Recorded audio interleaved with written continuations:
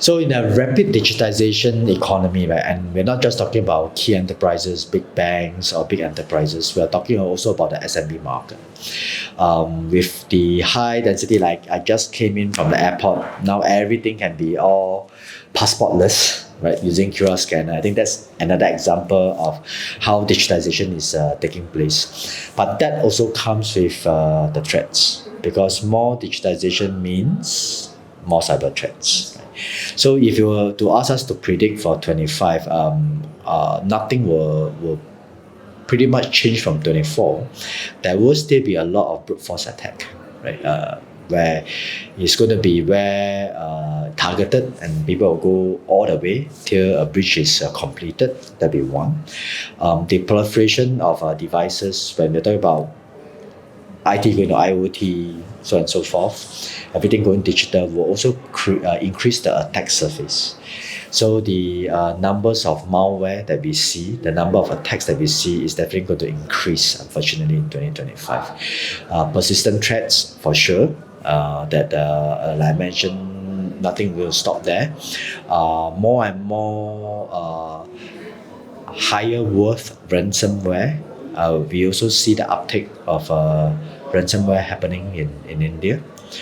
Because when there's money to be made, people want to make money out of it. So that will be the top 2 or 3 trends that we see in 2025.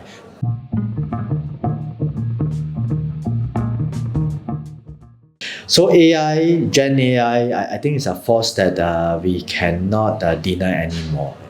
If I use application of AI, deepfakes as an example, if you're talking about 10 years ago, to come up with a deepfake video will probably cost everyone a lot of money to build the infrastructure and the capabilities to do deepfake. But now you can actually download a $1.99 application on your phone. You can, from an old woman become a young woman, a young man become an old man, can be done just by a click of a finger. So that's the reality, right? My suggestion would be the best way to do it is not to drop AI, but to use AI, Gen AI to counteract AI or Gen AI. So if you look at the cybersecurity vendors like us, in the late 90s, we detect one new malware a day. Fast forward 30 years later, I detect 467,000 new malware sample a day. So yes, you can say 30 years is a long time, but the number of new malware samples have increased by almost 500,000 times. So this is no longer human capable to sort out and to try to decipher what is a real malware or whether it's a false positive. Right? So for us in Kaspersky, for the past 10 years, we've been using machine learning, which is the application of AI to help us to sort out.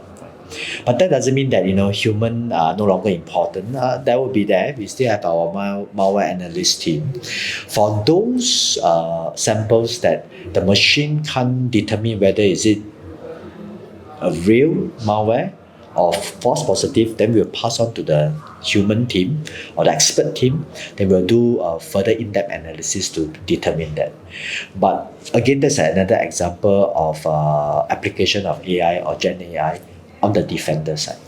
The next application that you will see coming from us will also be using AI capabilities to help to make some first level or second level decision. What do we mean by that? It means that if you are breached, you are penetrated, and you are undergoing a ransomware attack, then how do the system give you at the nick of a second the first step or the second step to counteract the current threats that you have before the human come in to go and resolve the issue permanently. So again, to have that quick response, that immediate response for any incident is also important, and that is why AI or Gen AI will come in very, very handy right now.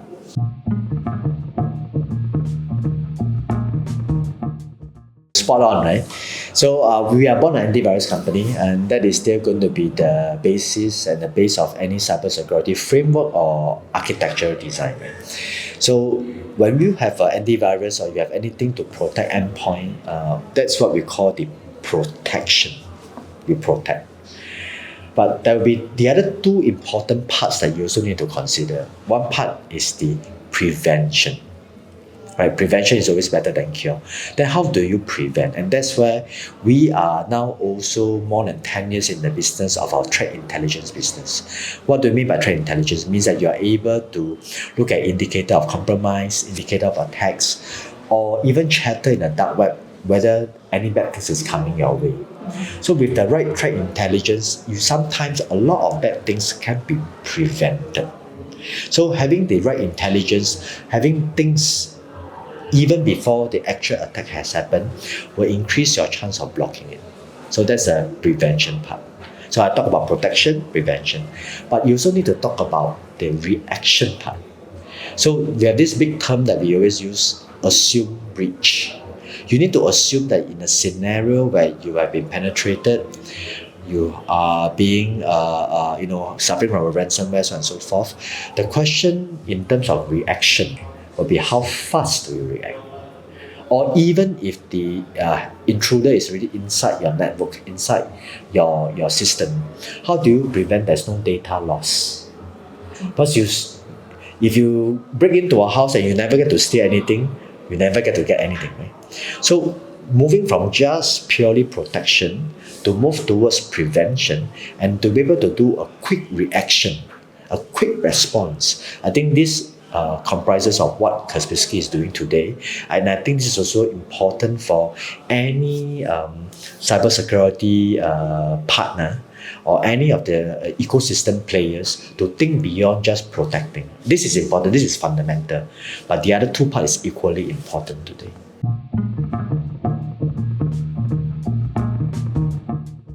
So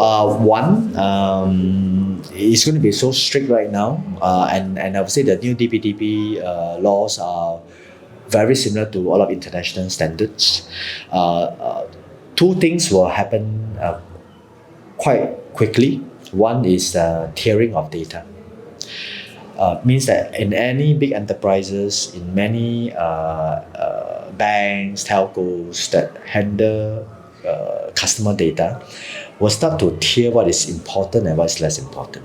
That also means the tiering of the application, right? What are the crown jewel applications that's handling sensitive data and what those that are not so sensitive, right? In terms of maybe not having any personal data in there, and therefore is important but not so important.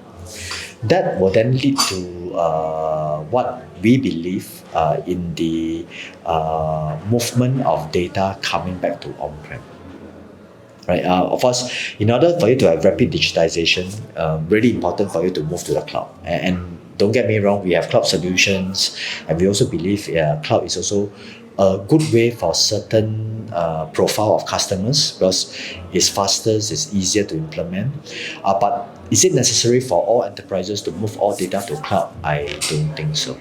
I think with the new laws in place, getting data to be part of them on-prem, those transient data on cloud will be what I think will be the final end state, where we either talk about hybrid way of doing things or multi-cloud way of doing things, right? Where we talk about a local data center as a private cloud. Again, this is also what we as Kaspersky is also doubling down.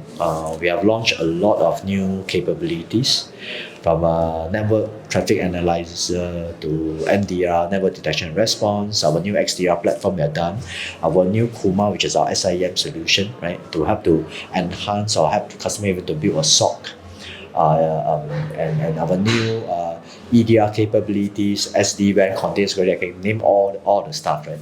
So I think, again, all of this that we have launched, 11 products last year, enterprise products last year, is all focusing a lot of this hybrid way of handling data, which again I thought came in very nicely to the new DPTP laws, which again is going to stress the importance of data sovereignty and also going to stress the importance of data protection.